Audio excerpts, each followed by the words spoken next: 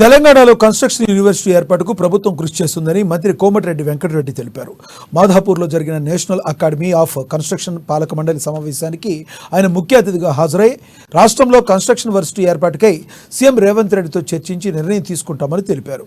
అలాగే నిరుద్యోగుల కోసం ప్రతి మండపంలోనూ స్కిల్ డెవలప్మెంట్ సెంటర్ను ఏర్పాటు చేస్తామని, తొలుత నల్గొండ, మహబూబ్ నగర్ జిల్లాల్లో ఒక దగ్గర పైలట్ ప్రాజెక్టు కింద ఒక స్కిల్ సెంటర్ను నెలకొల్పుతామని తెలిపారు.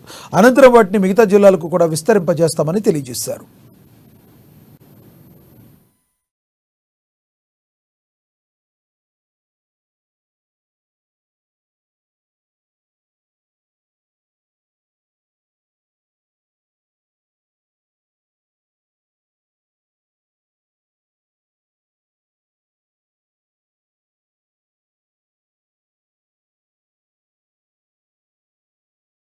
ఓన్లీ ట్రేడ్ సెంటర్స్ కానీ గవర్నమెంట్ పరంగా స్కిల్ యూత్కు ఎవ్రీ ఇయర్ మినిమం ఒక 2 lakhs మెంబర్స్కు 1 year మొత్తం 15 days 20 days కోర్స్ కాకుండా 3 months 6 months ఇవన్నీ కూడా మళ్ళీ డిస్కస్ చేసుకుంటాం. ఇది ఫస్ట్ మీటింగే కాబట్టి తప్పకుండా అన్ఎంప్లాయిడ్ ఖాళీగా ఉండకుండా ఎడ్యుకేషన్ అయిన తర్వాత ఒక ఫ్యూచర్ వాళ్ళని సెటిల్ చేసే విధంగా మా కార్యక్రమాలు ఉంటాయి. దట్ ఈస్ మెయిన్ మా ఏంటంటే మెయిన్ టాస్క్. అది మేము చెప్పింది కూడా మండలానికి స్కిల్ డెవలప్మెంట్ సెంటర్ పెడతాం, ఇంటర్నేషనల్ స్టాండర్డ్లో స్కూల్స్ పెడతామని చెప్పాం, డిస్ట్రిక్ట్ హెడ్ క్వార్టర్లో కూడా స్కిల్ డెవలప్మెంట్ సెంటర్ పెడతాం.